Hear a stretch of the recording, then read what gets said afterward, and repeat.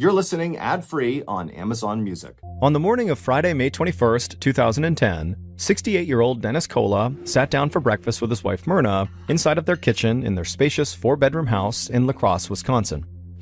Dennis picked up the newspaper and, like always, began reading the front page out loud to Myrna. This was an activity the couple enjoyed doing together every morning. According to the story on the front page, the stock market was struggling and unemployment was on the rise. But Myrna didn't bat an eye. She knew that she and Dennis would be fine because they had made a ton of money throughout their 42-year marriage by owning multiple successful businesses, from a chain of pharmacies to a Ford car dealership that Dennis owned with his son. But a few years earlier, Dennis had seen the writing on the wall when it came to the country's economy. So he had sold his businesses before things got too bad, and he had walked away with enough money for him and Myrna to be set for the rest of their lives without having to work. But the truth was, Dennis and Myrna actually loved to work, kind of independent of making money, so they weren't quite ready to just full-on retire. And so after selling his companies, Dennis had returned to his old job as a pharmacist, and Myrna worked at a local middle school as a substitute teacher.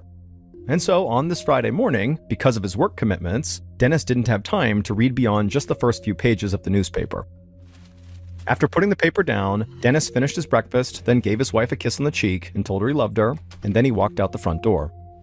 Once outside, Dennis climbed into his truck and began the 40-mile drive to the nearby town where he worked at this local pharmacy. And while Dennis made his commute, Myrna cleaned up the kitchen and then headed out to work herself. And as she drove the short distance to West Salem Middle School, she passed by all these mini mansions that were just like hers, with wide, well-manicured lawns, and then she drove by the neighborhood golf course and banquet hall. Myrna couldn't picture a better place for her and Dennis to grow old together, a small community filled with friends where she always felt comfortable and safe. And she loved how close her neighborhood was to the rest of her family. Dennis and Myrna had 2 grown children who also had children of their own, and Myrna thought there was nothing better than having the family over and spending time with the grandkids she adored. Myrna finally arrived at the middle school, and she went inside and walked down a long hall to the classroom where she had been assigned that day. She opened the door, and the faces of the students lit up. Myrna was the kids' favorite substitute teacher. The school day passed quickly for Myrna, and as always, she made each period pass just as quickly for her students by making sure the lessons were actually fun. Myrna had always believed that learning should be an enjoyable experience and not a slog where every minute feels like an hour. Myrna worked that day at the school until around 3 p.m., and then the final bell rang, and she told her class to have a great weekend, and she said she'd be back as their substitute on Monday. Then Myrna headed outside, hopped in her car, and made her way home, and then once there, she did some chores around the house, and when she was done with her housework, she sat down in the home office and logged onto her computer. About 45 minutes later, around 6 p.m., her husband, Dennis, pulled back up to the house after his day of work. He parked his truck and made his way onto the porch, eager to get inside and have dinner with his wife. Dennis opened the door and walked through the hallway toward the kitchen, his keys dangling from his hand, and then Dennis stepped into the kitchen and called out to his wife. And then suddenly, everything went black.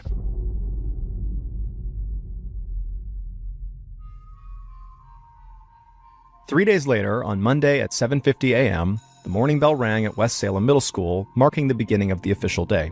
Students all took their seats in all the classrooms, and the school kind of went quiet as the teachers began their lessons. That is, in every classroom but one. In that one classroom, the chair behind the teacher's desk remained empty, and so the students in that classroom just remained standing up and chatting with each other, aware of the fact that their teacher was not there, but not that worried because they liked having some extra time. However, these students' obvious restlessness caught the ear of an administrator who happened to be walking by the classroom. And the administrator stepped into the room and asked what was going on, and the students said their substitute teacher still hadn't shown up. Concerned, the administrator told the students to wait quietly, and then he returned to the front office to double-check the schedule. This was the class that Myrna Kola had been assigned to teach that week, and apparently she had just not shown up for work and didn't tell anybody. The administrator pulled up Myrna's file and dialed her phone number, but no one answered. So the administrator checked Myrna's emergency contact info, and he found it was her son, Eric. Eric Kola was home with his wife when he got the phone call from the administrator. Eric told the administrator that he had no idea why his mom wouldn't show up for work, but he told him he'd try to get in touch with her and report back as soon as he could.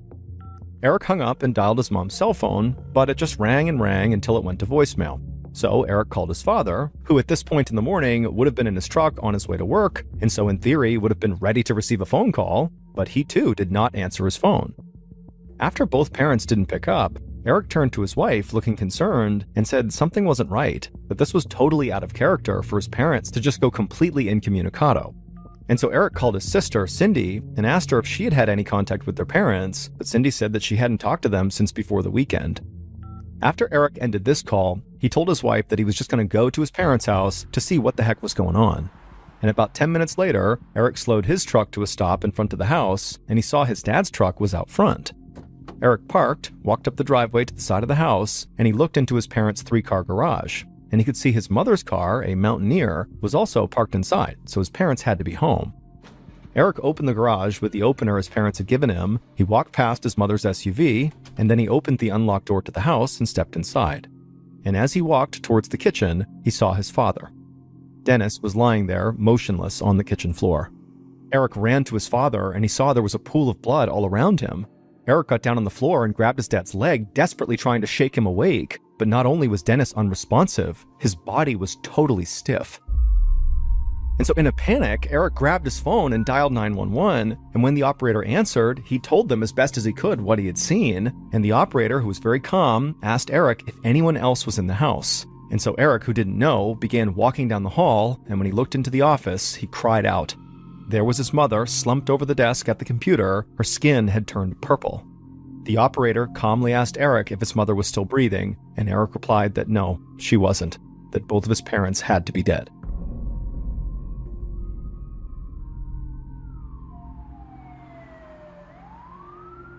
A little while after Eric's 911 call, Agent John Christopherson of the Wisconsin Division of Criminal Investigation and members of his team arrived at the Colas house.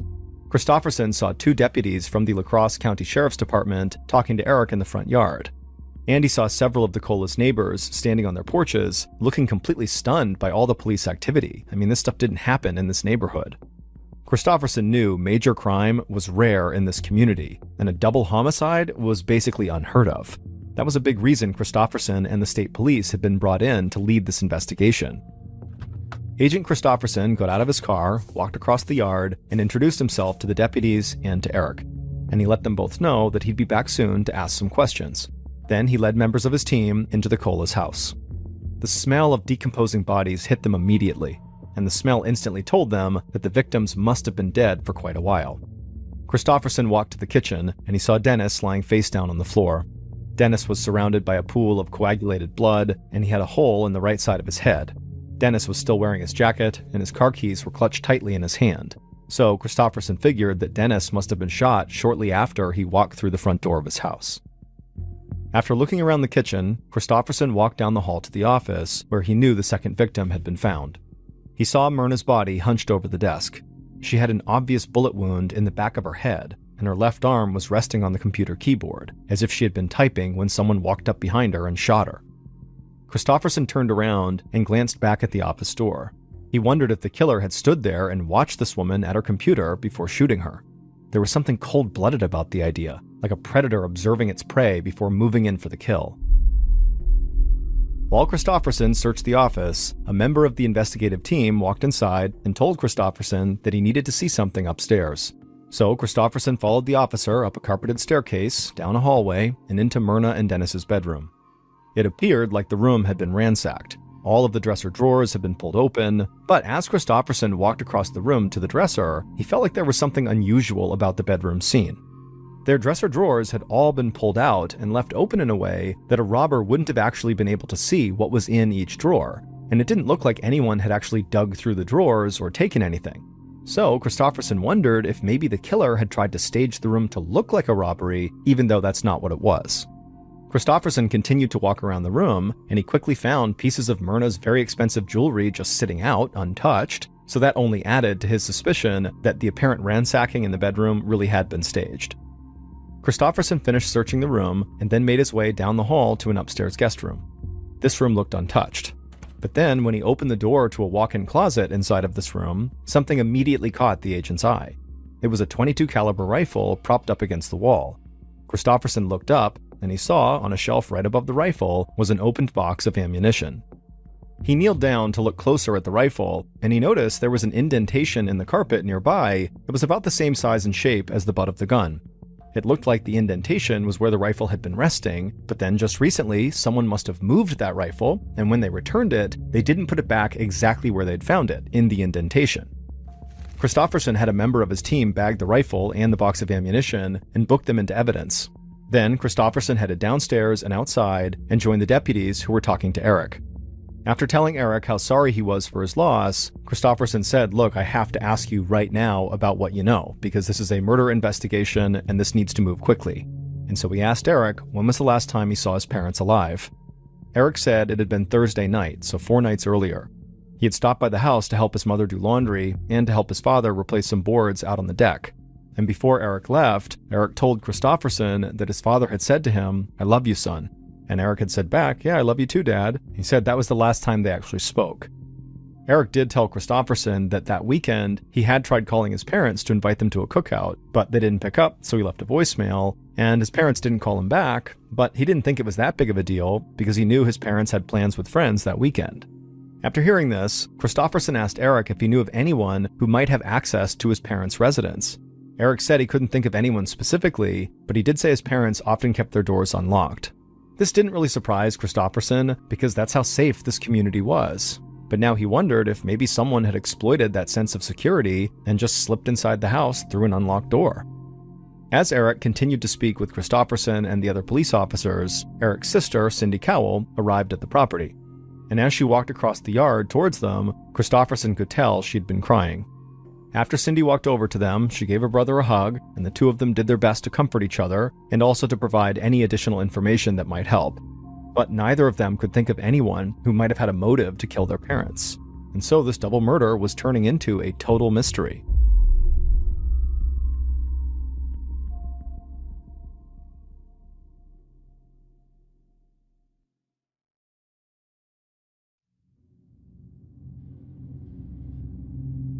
The next day, the medical examiner performed autopsies on Dennis and Myrna, and the results were far from surprising. Each had been shot in the head. But there was an important detail. The bullet that had struck them in the head was a .22 caliber bullet. And this was an important detail for Christofferson because it was the same caliber bullet used in the rifle he'd found in the upstairs bedroom closet. And that rifle had clearly been recently moved because of that indentation he saw in the carpet. And Christofferson thought that if that rifle was the murder weapon, then the killer had to have known Dennis and Myrna well enough to know where they kept that gun. Christofferson wanted to develop a timeline of the Cola's last day. However, the autopsies did not pinpoint the exact times of their deaths, so he still wasn't even sure what day they had died. But one thing he did know was that Myrna had clearly been using her computer when she was killed, so his team sent Myrna's computer to a forensic data lab where the hard drive could be analyzed for timestamps. And this data revealed that Myrna had begun using her computer at exactly 5:14 p.m. on Friday, May 21st, and her very last keystroke was made at 5:41 p.m. that same evening. And so Christofferson believed that 5:41 p.m. on May 21st was the exact time of Myrna's death. Then Christofferson, using this information, figured out when Dennis had left work on that day and how long generally it would take Dennis to drive back home. And based on this, Christofferson concluded that Dennis most likely got home around 6 p.m. So he estimated that Dennis's time of death was about 20 minutes after his wife's death. So at this point, Christofferson knew that the Colas had very likely been killed in the early evening of May 21st, 3 days before they were actually discovered. And also, based on the timeline, whoever had shot Myrna had very likely waited inside of the house to then kill Dennis when he walked inside. Christofferson knew that Dennis and Myrna were well off financially, and they had multiple investments and life insurance policies with very big payouts, so money had to be considered as a potential motive. And investigators soon learned that the beneficiaries of Dennis and Myrna's life insurance policies were their kids, Eric and Cindy, and they stood to inherit over $700,000 each. And so obviously when you include the fact that Eric was the one who found the bodies, this made the kids highly suspicious. And so Christofferson decided he would speak to them both, but he would start with Eric. And so the day after the discovery of the bodies, Eric arrived at the police station and he sat down across from Christofferson inside of a small interview room. And Eric appeared to be very grief-stricken, but at the same time, Christofferson could tell Eric was eager to help. He spoke in a cooperative tone and never came across as defensive. And so the first question Christofferson asked Eric was, how was his relationship with his parents? Eric said he had always gotten along with both of his parents. He said his father was a great business partner because they worked at that car dealership together, and also they played golf together all the time. Eric said he also made a point to see his mother as much as he could and also help her out around the house because she refused to slow down even though she was almost 70. After that, Kristofferson asked Eric to walk him through what he did all day on Friday, May 21st, which is again the day that Kristofferson believed the two victims were killed. Eric said that day he spent the morning and afternoon doing what he normally did, day trading. Day trading is a form of securities trading where the trader buys stocks and other assets and then sells them the same day, taking advantage of price fluctuations that occur between the opening and closing of the trading day. And Eric would say he was actually a pretty successful day trader, often pulling in between $7,000 and $10,000 a month. The only downside being that it required him to sit at home on his computer for hours and hours on end. After he finally got up from his computer, he left his house to meet up with his friend to help grout and tile a shower. He said he was with that friend until about 5:30 p.m., and then he went to pick up his wife at home because they were going out to celebrate their 16th wedding anniversary. Now, to this point in the interview, it was very cut and dry. Eric is doing his best to be composed, but at this point, Eric just suddenly shook his head and began laughing. Kristofferson was very surprised at this and asked, did I miss something funny? Eric stopped laughing and said, it's not really funny, but I had known about this day, our anniversary, for a long time. We had planned it all out. But as I was going back home that day, I actually realized I totally forgot to buy an actual anniversary gift. And so Eric would explain that he stopped at a retail store called Shopko to buy his wife a hanging plant because he knew his wife loved hanging plants, and he also knew the exact type to get her. And so Eric said he went inside the shop and he browsed the store's garden center for a while, but he didn't actually see the plant that his wife liked. So he drove to a different Shopko location, and he did find the right hanging plant there. And he paid for it and then drove home, and then he and his wife had gone out for their celebration. And then right after he said that, Eric looked like he had just remembered something out of the blue. And he pulled his wallet out and he took out a receipt for this plant and he slid it across the table to Kristofferson, saying that he had held on to this receipt in case his wife didn't like the plant and so she could return it.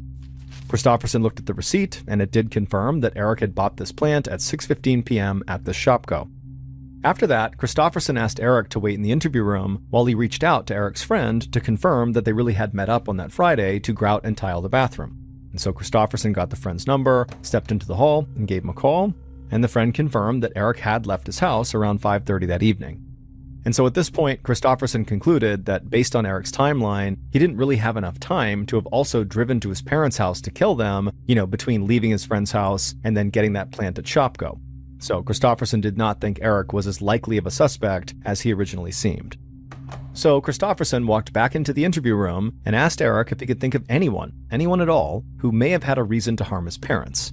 Eric hesitated, and then with obvious reluctance in his voice, he said they should look into his sister, Cindy, and her husband, Patrick. When asked to explain why, Eric said that Cindy had been having some very serious financial problems. She was living paycheck to paycheck, earning close to minimum wage, working for a collections agency. Meanwhile, her husband, Patrick, didn't work at all. They had a mortgage and other expenses, and Cindy had been borrowing money from their parents to help make ends meet. In fact, she actually owed her parents tens of thousands of dollars. And then also, Eric said that his sister's husband, Patrick, was just generally kind of a bad guy. And also, Eric knew his parents did not like Patrick at all and often referred to him as a, quote, lazy bum. But Eric said he wasn't sure if his parents even knew just how bad things really were between Cindy and her husband, Patrick. Eric said Patrick had a violent temper and had once pulled a gun on Cindy after she threatened to leave him. Patrick allegedly told Cindy that the only way she'd be leaving him was in a body bag. Kristofferson was shocked at this information. If this was true, this was a huge red flag. The idea that Patrick had literally pulled a gun out and actually threatened to kill someone certainly made him a pretty big suspect. But Kristofferson kind of tempered his reaction to this and just thanked Eric for coming in and speaking to him. And then after Eric was gone, Kristofferson immediately reached out to Cindy to set up a meeting. The following day, Cindy showed up at the station and joined Kristofferson in the interview room. And right away, Kristofferson could tell Cindy seemed very rattled and sort of nervous. But Kristofferson didn't react to that and just thanked her for coming in and reiterated how sorry he was for her loss. His voice was calm and friendly, and he told Cindy there was no reason to be nervous. This was just an interview, not an interrogation. Cindy nodded, but still seemed very nervous. Kristofferson began the interview by asking Cindy when was the last time she spoke to her parents. and Cindy said she'd spoken to her father on Friday morning, so the day that Dennis and Myrna were killed. Cindy said during this conversation with her dad, she had talked about her and her husband's mounting financial troubles. She had told her father that she and Patrick had absolutely no money, and to make matters worse, the unemployment check that Patrick was expecting hadn't arrived yet. Cindy said her father had been sort of blunt with her that morning. He criticized her husband for not supporting her and their daughter, and then he told Cindy he would not keep giving her any more money. Cindy looked like she was about to cry. She told Christofferson that her father's rejection was so upsetting for her, and she felt like Eric was the favorite child, the golden boy, while she was just a disappointment to her parents. After that, Christofferson asked her what she had done the rest of that day after she had spoken to her father. Cindy said she'd been at work until about 4:45 p.m. She left the office and stopped at a convenience store to buy some groceries, and then she got home between 5:30 and 6. And once she was home, she spent the rest of the evening with her daughter and husband. Christofferson took down Cindy's work information and said that was all he needed from her for now, and that he would follow up if necessary. After the interview, members of the investigative team went to Cindy's office and obtained her punch cards. And the punch cards would show that yes, Cindy had clocked out at 4:45 p.m. Next, they drove over to the convenience store where Cindy said she had done her grocery shopping, and the manager of that store gave them access to the surveillance footage from that day, and it didn't take investigators long to find Cindy in the video, shopping in the store during the time frame she said she was. And so, just like with her brother, the investigators concluded that basically based on the timeline, there wasn't enough time for Cindy to have gone to her parents' house and killed them. But Agent Christofferson couldn't completely rule Cindy out yet. Even if she wasn't the one who pulled the trigger, what's to say her husband, Patrick, the man who apparently had, a temper and had previously drawn a gun on Cindy and threatened her life, who's to say he didn't pull the trigger? And also maybe Cindy was involved somehow with the murder, that she helped coordinate it for Patrick.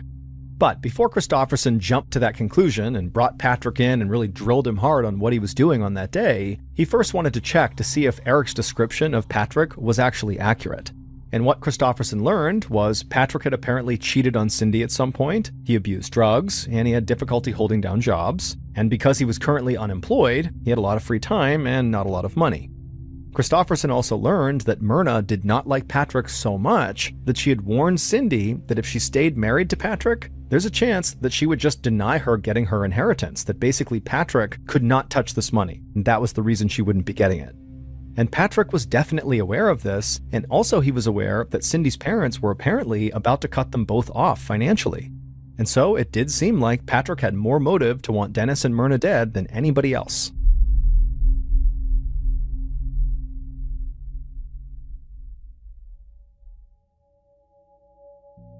A few days after the murders, Christofferson, along with an investigator from the sheriff's department, waited for Patrick inside of an interview room. Eventually, another officer led Patrick into the room, and Patrick sat down on the other side of the table. Patrick was very physically imposing. He was tall with broad shoulders, and he had short cropped hair, and he had spent some time in the Marine Corps. But once he was settled in his seat, he made it very clear that he wanted to help the investigators in any way he could. And the investigators actually couldn't help but look at each other really quickly, like they couldn't believe how soft-spoken Patrick seemed. I mean, this guy had this horrible reputation, and right now, he seemed like he was just very cooperative.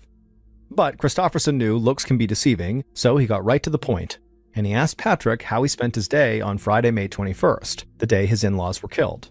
And Patrick said in a very soft voice that he had spent the day just kind of hanging around the house by himself, watching TV and playing Xbox. After this, the county investigator said to Patrick, that's not exactly an airtight alibi. If he was home by himself, how could anybody corroborate that? Patrick said he understood, but he really was telling the truth. That's what he did on Friday. And then he also said he always had a great relationship with Dennis and Myrna, and he would never do anything to hurt them or to cause his wife any pain. At this point, Christofferson was nearly certain that Patrick was just lying, because basically everyone they had spoken to had said that the in-laws did not get along with Patrick. They called him the lazy bum, and they totally resented him and did not like him. So how could he possibly have a good relationship with them? And so Christofferson didn't waste any time. He leaned in and told Patrick that police had heard his relationship with the victims had been strained, to say the least, and so it seemed very likely that right now, Patrick was lying. Christofferson also pointed out Patrick's weak alibi and the fact that as a former Marine, he would know how to use a gun. Patrick didn't deny any of this and said he did own several firearms, but he said again that he really had been at home playing video games that past Friday, and he really didn't have anything to do with the murders. Christofferson told Patrick that they might have a better idea if he really was telling the truth if he allowed them to search his house. Patrick looked at both investigators, and his voice stayed calm and soft like it had the whole time, and he said yes, he would consent to a search of his home because he had nothing to hide. So not long after this interview, investigators did search Patrick and Cindy's house, and they would find multiple firearms which were confiscated. They also seized Patrick's Xbox and brought it into the crime lab for analysis. Investigators were able to see exactly when the Xbox game console was being used, and it did seem to confirm everything Patrick had said, because the Xbox had been used all day on Friday, suggesting Patrick really had been at home playing video games at the time Myrna and Dennis were murdered. And also, after closer analysis, the guns seized in Patrick and Cindy's house were not the same ones that fired the .22 caliber bullets that killed Dennis and Myrna. And so, just like Eric and Cindy, Patrick suddenly had a solid alibi. The following day, Eric walked outside of his house, he opened up his mailbox, and he found a single item inside. It was a plain white envelope with no postage on it. Eric took the envelope inside of his house, he opened it up, and he looked at the paper that was inside. And when Eric saw what was on it, his face turned pale and he started breathing heavily. His wife walked into the room and saw Eric staring at this note and clenching his jaw and shaking his head, and she asked him, "What's going on? What does the note say?" Eric walked over to his wife and just held the note out for her to read. And in strange, weirdly stilted handwriting were the words, "Fixed you." That's all it said, "Fixed you." Eric's wife immediately picked up her phone and dialed 911. A few minutes later, a sheriff's deputy arrived at the house and took this strange note into evidence. And also the deputy noticed that Eric was incredibly rattled and could barely talk. In fact, the sheriff's deputy said it seemed like Eric could actually have a heart attack. And as Eric tried to catch his breath, he would tell the deputy that he believed his parents' killer wrote this note, and somehow those two words, "fixed you," meant they were coming for him and his family next. The note forced Christofferson to view this case from a totally new angle.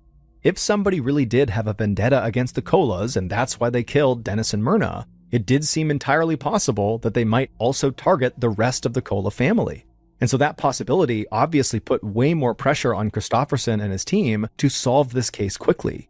But the only thing that Christofferson kept coming back to that just seemed like it had to be at the heart of this case was money. Not only did Dennis and Myrna have property, investments, and huge insurance policies before they died, but also Eric had been a successful day trader and had lots of money too. So Christofferson decided he would dig deep as he could into the family's finances, hoping that might point him to a potential killer. And so back at the station, Christofferson and a forensic accountant dug through stacks of Dennis and Myrna's printed bank statements, and also they reviewed the couple's most recent online banking transactions. And as they looked at that recent online activity, something absolutely shocked them. And at first, Christofferson literally couldn't believe what he was looking at, like this had to be a mistake, because it was something so outlandish, it just shouldn't have been there. There was a transaction made on May 22nd, 2010, the day after the murders. The transaction showed a check that was cashed from Dennis's account for $50,000. Now, the name on the signature line of the check was Dennis Cola, but it was the name on the account that this check had been deposited into that really caught the investigators' attention. And suddenly, the whole focus of the investigation shifted. Police immediately served a search warrant on this particular person's house, and inside they found a pair of plain white envelopes very similar to the envelope that Eric had found in his mailbox that contained the words "fixed you" on it. And when those envelopes were compared to the one that Eric had received, they contained the same manufacturing defect, proving that the envelope containing that "fixed you" note had come from this individual's house. Then a forensic document examiner looked at that $50,000 check, and he quickly determined that Dennis's signature on this check was a forgery. What's more, the forged handwriting perfectly matched the handwriting on the "fixed you" note. And so now Agent Christofferson was very confident that the person who wrote that note and then also forged the check was Dennis and Myrna's killer.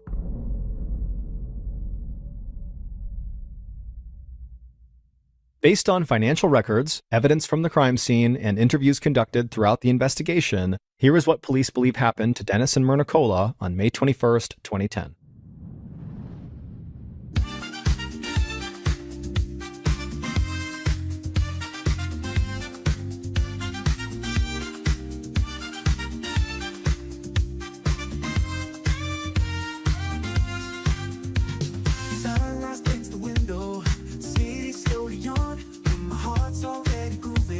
Around 5:30 p.m., the killer, who was inside of the Cola's house at this point, slowly walked down the hallway in the direction of the home office. They watched Myrna from the hall until they were sure she was totally preoccupied with what she was doing on her computer.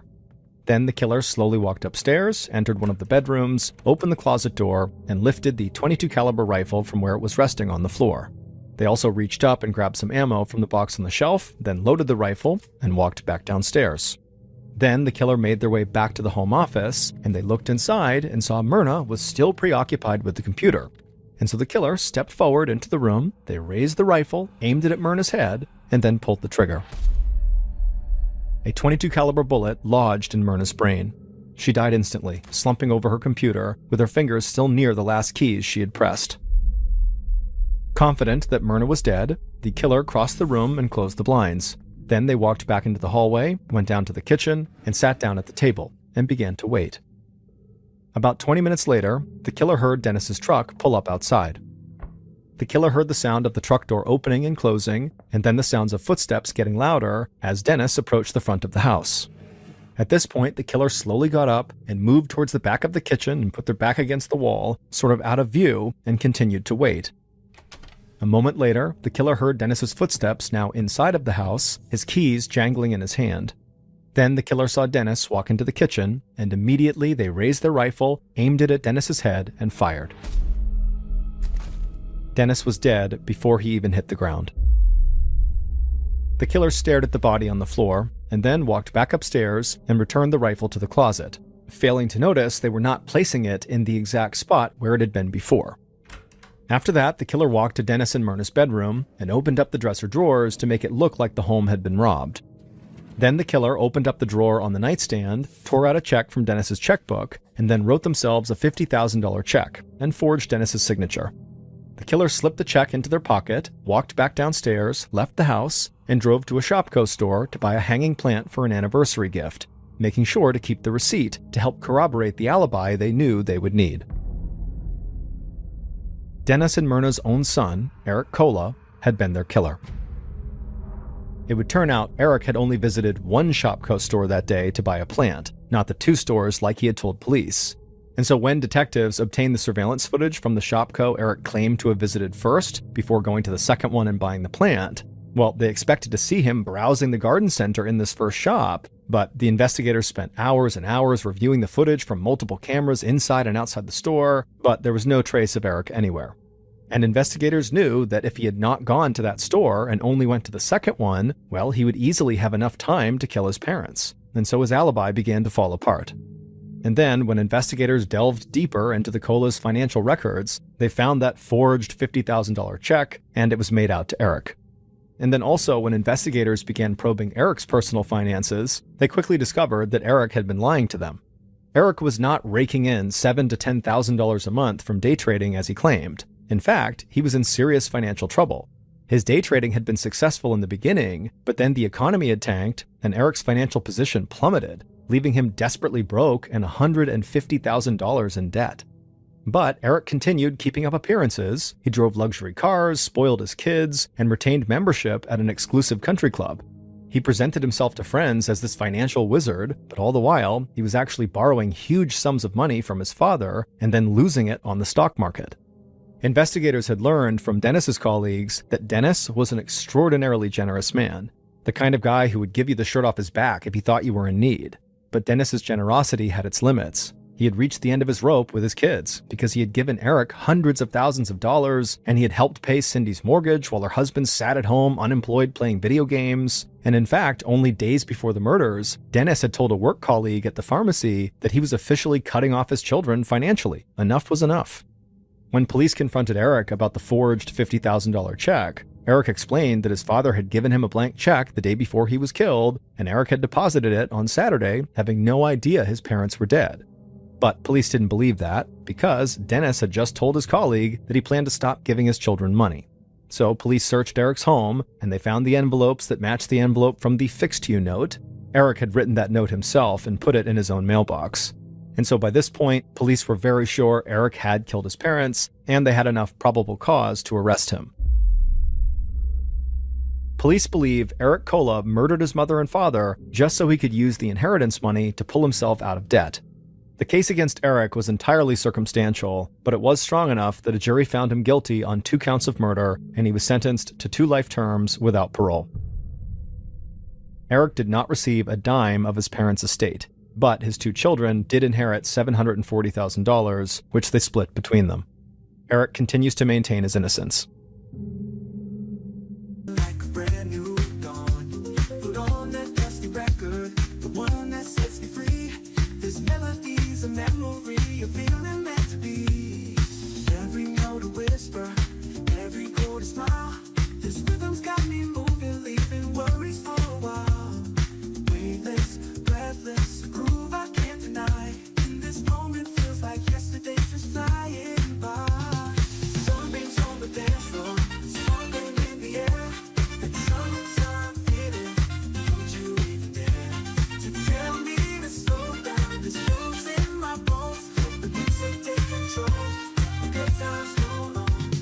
The needle crackles softly, symphony of days gone by, but the rhythm's still timeless. You wanna reach for the sky. Bell bottoms and platform shoes, memories in rewind. This funky beat's a flashback, a feeling we can find. Every note a whisper.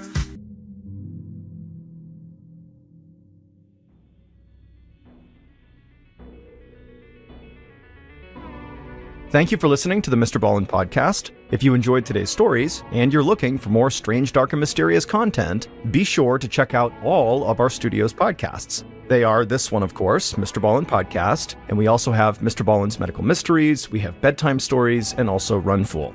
To find those other podcasts, all you have to do is search for Ballen Studios wherever you listen to your podcasts. To watch hundreds more stories just like the ones you heard today, head over to our YouTube channel, which is just called MrBallen. So that's going to do it. I really